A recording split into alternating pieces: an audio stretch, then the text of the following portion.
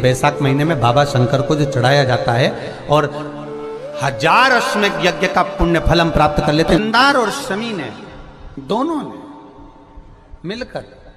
भगवान शिव की आराधना करी और देवादिदेव महादेव ने वर दे दिया, सुनो शमी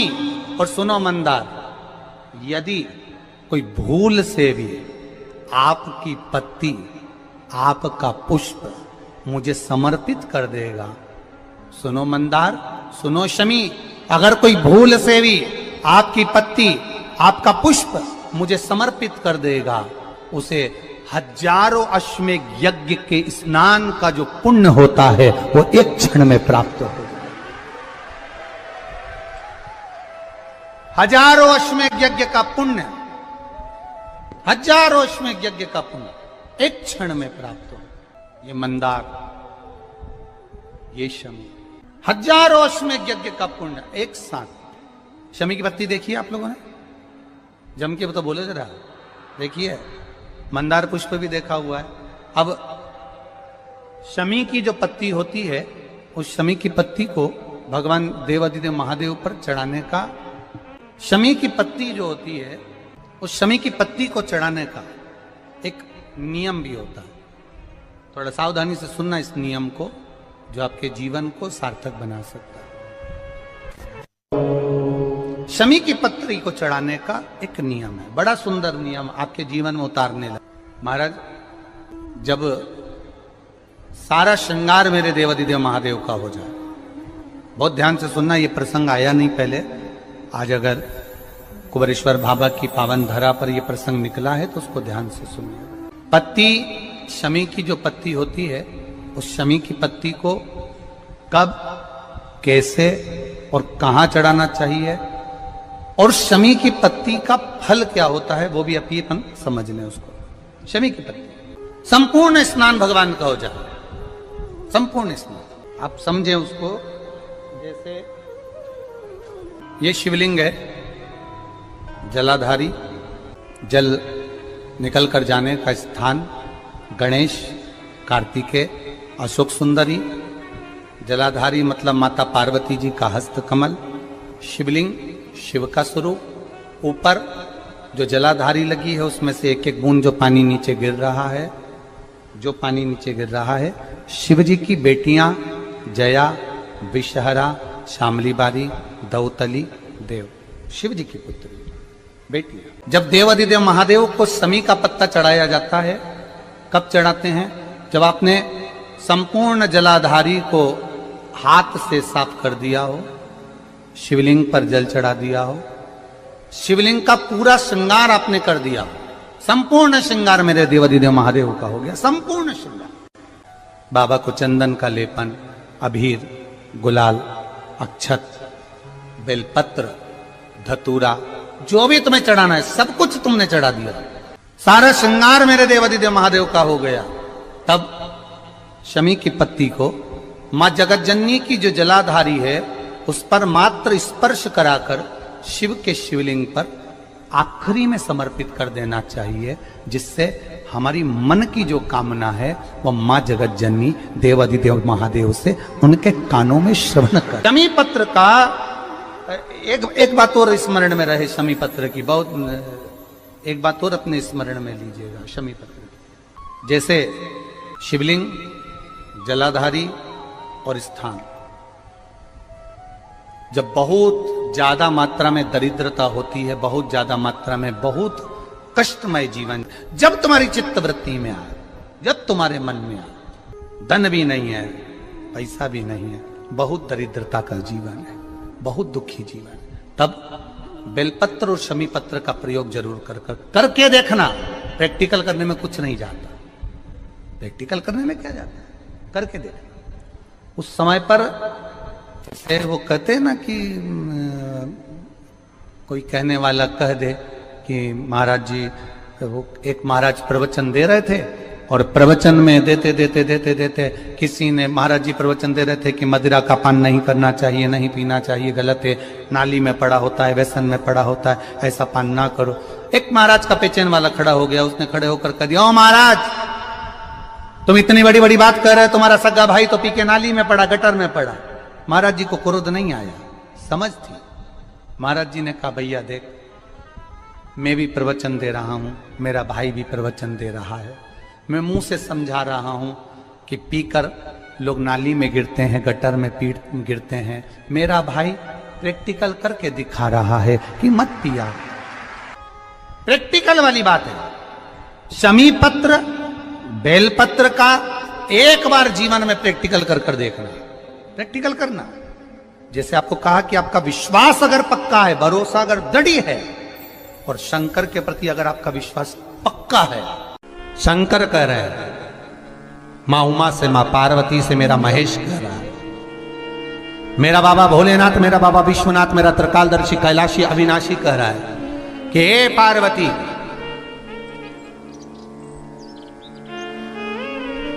एक बीला,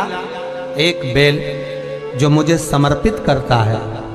और समर्पित करने के बाद उस बेल की महत्वता देखिए, जो बैसाख महीने में बाबा शंकर को जो चढ़ाया जाता है, और 1000 अश्वमेध यज्ञ का पुण्य फल हम प्राप्त कर लेते, मात्र एक फल चढ़ाकर, मात्र एक फल चढ़ाकर। हे पार्वती,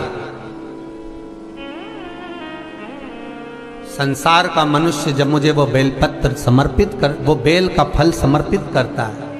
पार्वती वो फल जो मुझे चढ़ता है, फिर मैं भले नर्मदा के जल से निकला हुआ कंकर शंकर क्यों ना हूं, फिर चाहे मैं गंगा के जल से निकला हुआ कंकर शंकर क्यों ना हूं, चाहे फिर मैं यमुना के जल से निकला हुआ कंकर शंकर क्यों ना हूं, चाहे मैं सरयू के जल से निकला हुआ कंकर शंकर क्यों ना हूं, चाहे मंदाकिनी के जल से निकला हुआ कंकर शंकर क्यों ना हूं, हे पार्वती, फिर जो भी शिवलिंग पर वो बेल समर्पित होता है, वो बेल उठाकर जीव अपने कार्य में ले सकता है। ये मां उमा से कह रहा है। तो उस बेल की महत्वता जानेंगे। अब अपन उस बेल को जानने के लिए वापिस स्कंद पुराण में चले, तो स्कंद पुराण में लिखा हुआ है कि जो बेल बैसाख के महीने में शंकर को चढ़ाया जाता है, वो बेल का फल उठाकर रख लिया जाता है।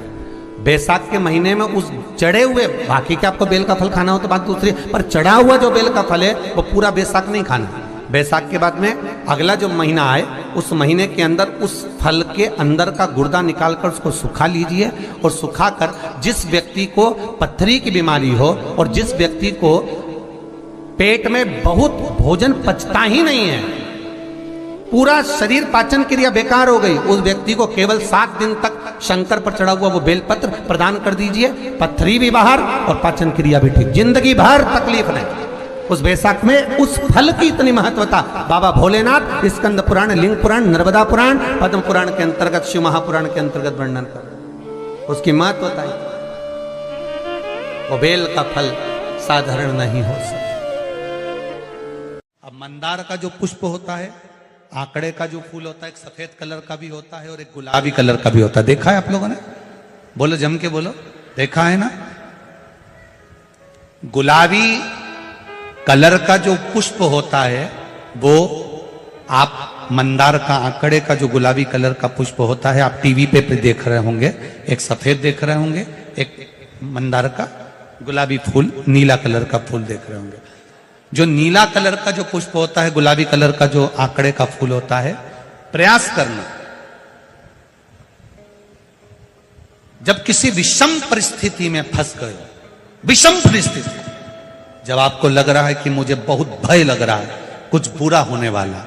आपको लग रहा है आज मेरी उल्टी आंख बहुत फड़क रही है, कुछ गड़बड़ होने वाला है, आपको लग रहा है मेरी सीधी आंख फड़क रही, कुछ गड़बड़ होने वाला है, तब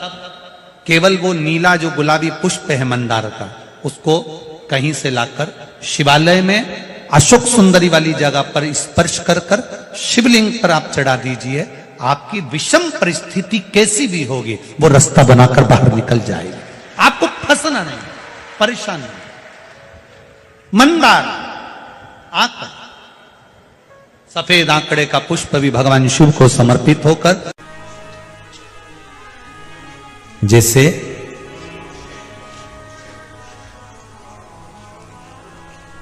बेले के फल का गुर्दा, बेल का जो फल होता है, बेलपत्री का फल, उसका जैसे गुर्दा, उसके अंदर का जो भाग होता है बेल का, वो गुर्दा, उसको अग्नि में जलाकर उसकी भस्म तैयार कर कर छान कर जब जब आपके यहां विद्वान ब्राह्मण शिव जी का अभिषेक कराते हैं, पूजन कराते हैं, तो उसमें लिखते हैं पूजन के साहित्य में बेलपत्री, धतूरा, दुर्वा, ये उसमें नीचे लिखेंगे भस्म। लिखते कि नहीं लिखते? लिखते हैं ना, भस्म अभिषेक में चाहिए रहती है। तब उस भस्म का थोड़ा सा भी भाग आप अगर शिव को समर्पित कर रहे हो तो ये जान लें कि शंकर मनवांछित फल प्रदान कर रहे हैं, शिव फल प्रदान कर रहे हैं।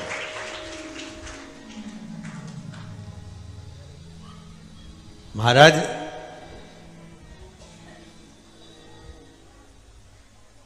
बेलपत्री के वृक्ष के नीचे बैठकर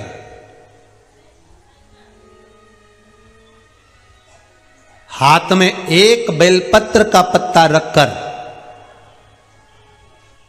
आप पंचाक्षर मंत्र नमः शिवाय, ओम नमः शिवाय या श्री शिवाय नमस्तुभ्यम या महामृत्युंजय मंत्र का स्मरण कर रहे हो, पर डंडी का भाग अपनी ओर, बेलपत्र की बीच वाली पत्ती का भाग बीच वाली उंगली की ओर रखकर अगर आप स्मरण कर रहे हैं और अपनी कामना कर कर बेलपत्री के वृक्ष के नीचे बैठकर उस पत्ते को सम्मुख रखकर बाबा से विनय कर कर एकांत में उस बेलपत्री के वृक्ष की छांव में,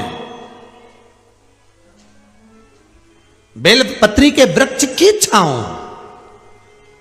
आप कामना कर कर उस पत्ते को शंकर भगवान के ऊपर समर्पित कर रहे हैं, तो ये जान कर रखें कि पार्वती और शिव का मिलन करवा रहे हैं और अपनी मनवांछित फल कामना पूर्ण करवा रहे हैं। क्योंकि शिव और पार्वती का जब मिलन होता है, शंकर पार्वती जब एक दूसरे के सम्मुख में होते हैं, शिव और पार्वती जब एक दूसरे के सामने अपने बच्चों के कारण एक दूसरे के सम्मुख में आते हैं, तो उनके चेहरे पर प्रसन्नता का भाव आ जाता है। फल, मनवांचित फल की कामना आप जिस कामना के लिए कर रहे हो, विवाह के लिए, नौकरी के लिए, सर्विस के लिए, व्यापार के लिए, रोग मुक्ति के लिए, आप जिस कामना से कर रहे हो, ईश्वर महादेव, जो व्यक्ति पथभ्रष्ट हो जाए, जैसे मदिरा के नशे में पड़ गया, कहीं जुए में पड़ गया, कहीं मांसाहार में पड़ गया, कहीं व्यसन में पड़ गया, कहीं गलत काम में अगर कोई जा रहा है, तो श्रंभेश्वर महादेव के नाम से काली तिल भगवान शिव को समर्पित करी जाती है। महाराज काली तिल को वापस उठाकर ले आते हैं, उसी काली तिल को जो मदिरा का नशा करने वाला होता है या जो गलत व्यसन में डूबा हुआ होता है, उसको वो सुबह के समय अगर नहीं खाता तो भोजन के साथ उसको दिया जाए। श्रंभेश्वर महादेव,